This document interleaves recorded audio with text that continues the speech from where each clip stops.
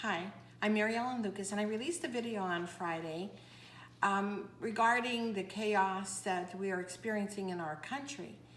And I got a lot of wonderful emails about it and people talking to me about it, and I wanted to share two of them with you. The video, as if you had watched it, you will see, was my intention to get people to sit down and think again. Think about, why are we fighting with each other? I mean, we're actually pitting groups against each other, and for what reason? We go out at night or shopping during the day, we talk to everybody. And all of a sudden we're faced with these protests and these hateful comments on the internet, which I think is becoming a closed circuit for this type of topic.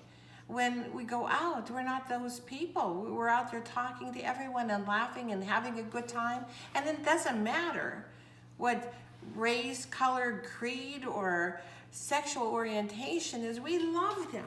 We love the laughing and the bantering back and forth and the exchange of comments and maybe a little bit of our views on things, but people basically don't want to hear it. Everybody wants to be happy. That's natural. Okay, no, the world isn't perfect, and yes, we have to face these things as they come, but what are we doing about it? Fighting and attacking and causing one group to make another group feel less than important. And as I said, maybe it's persistent memory saying that we have to try a little bit harder to make sure everybody is included, because that's why we're here. We're here to make each other part of a family that sometimes, without even knowing it, we hurt somebody's feelings. We don't mean to. I can't believe that there's more hate in this country or in this world than there is love. The people that are taking care of patients with COVID, okay, it doesn't matter to them what race, color, creed, or sexual orientation the patient is, or for that matter, the patient, for the doctor, or nurse, or healthcare professional that's taking care of them.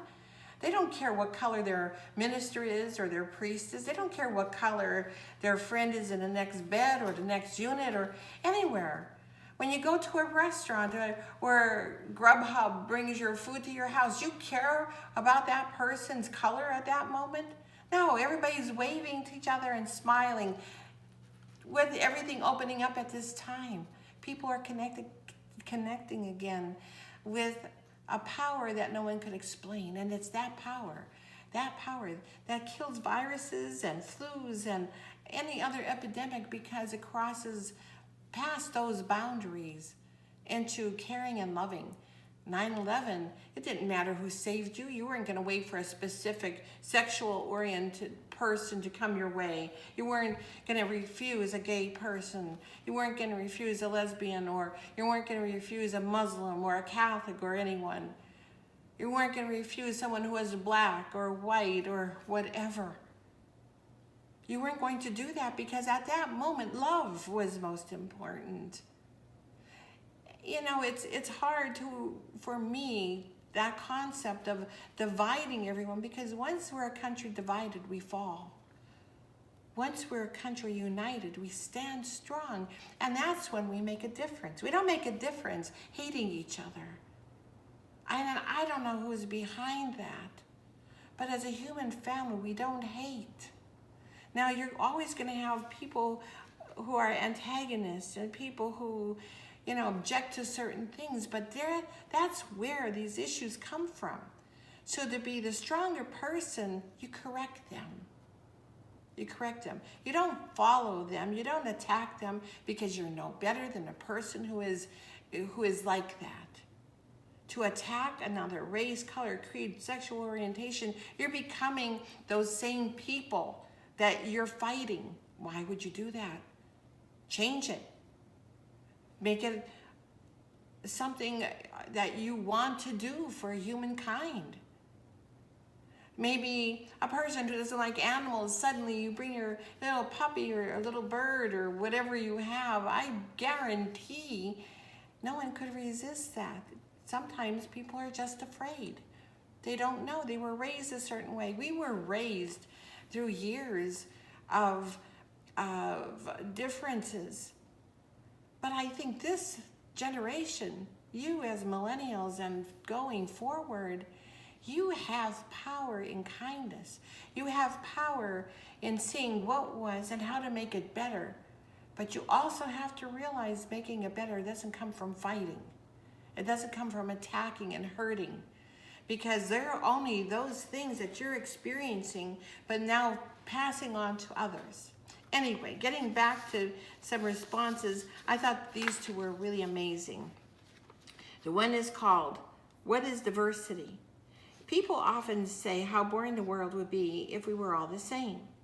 Just as the body consists of various parts, all working together to achieve different things, we should be a diverse people, who with different skills, gifts, and individuality affect our world positively. In the world, this world that we're in, we recognize the value of differences among people, culture, and religions. We develop ourselves so that we can be an inspiration to others. Diversity can be a part of free will for a positive or for a negative.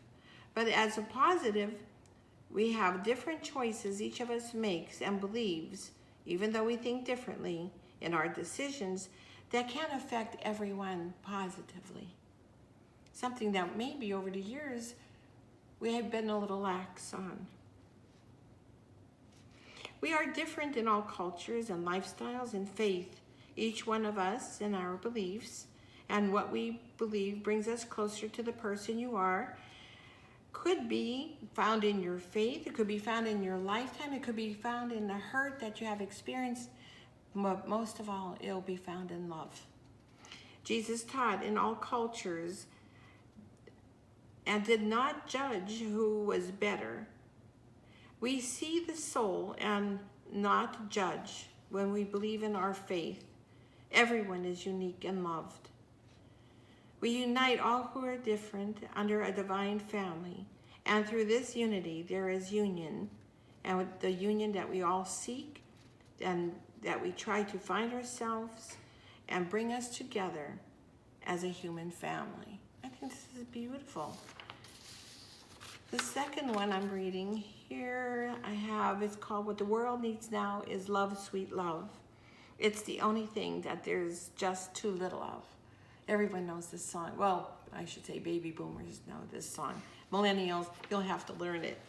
But as it comes down to, you know how sometimes the song gets stuck in your head, and if you're lucky, it's a good one. This pop song from the 60s, an anthem to that generation, has become embedded in our culture.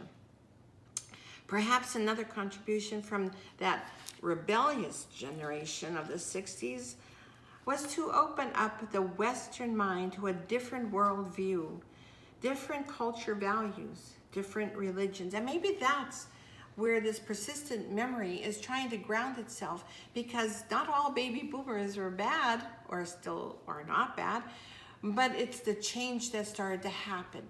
The generation before experienced war, and everyone was taking a stand for love. Everyone wanted to see love. So there was chaos then, because maybe at that point, persistent memory said, try to remember you're a family. So from that point on, we find the different ways that generation, that degree of baby boomers decided that it was time to try to end war and the religious wars and make love not war. Of course, there's always extremes, but I think you understand the value of what was trying to be done at that time. It wasn't meant to be a lax, or it wasn't meant to go against authority. It was just a memory of trying to pull everyone together with love. Protests are great, but we can't lose track of the reason why we're protesting, and we can't go against each other in violence or in ways that hurt another person, because then you're defeating the purpose of your protest. Make it a change that everyone could agree on. Bring in different aspects of what you believe. Others of that generation tuned in, dropped out in search of meaning, just like today. Sometimes in altered states of consciousness, sadly, often by hallucinogenics, or from following in the wake of an ecstatic Hare Krishna mentality. Hare Krishnas at that time exceeded in what I think was the message that maybe was too advanced at the time. Maybe people didn't understand it because there's such chaos and change. But what they brought with them was amazing. And it really got noticed because they didn't want to fight. They really wanted what we wanted, but maybe it was just a time when being laughed at, maybe to them, gave them strength. Because here we are today, looking at ways of trying to make things better, but falling back into the concept of fighting and violence and war, which we're against. Anyway, it says, I remember it also being suggested in some mainstream print media, and no less than that these young people protesting were souls of the soldiers killed in World War II. Oh my gosh. It's like, oh, okay, it's true. That's how some people thought. Some people thought they were against the country. Whatever your reason, looking back at the past, we learn to do better for the future. That's always been God's way. You look at the past. You don't want to make the same mistakes, but you utilize the good that came out of it. Look and see what worked, what didn't work. Fighting doesn't work. Attacking doesn't work. Violence doesn't work. These people rocked love in a different way that maybe that past generation just couldn't deal with.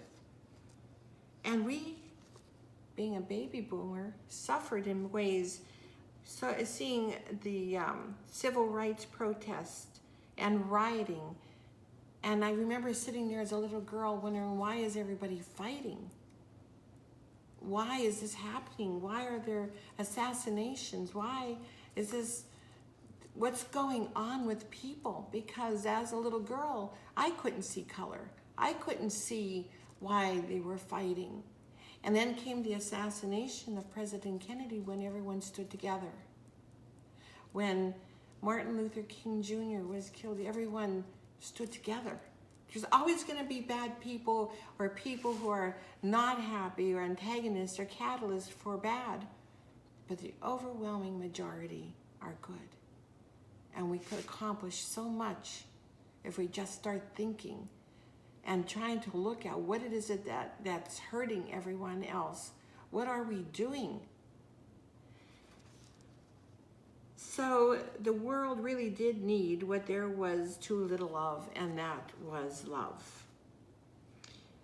I have here, going down, I lost my place. I prefer to focus on the sacrifice of many to keep things going, to keep love growing.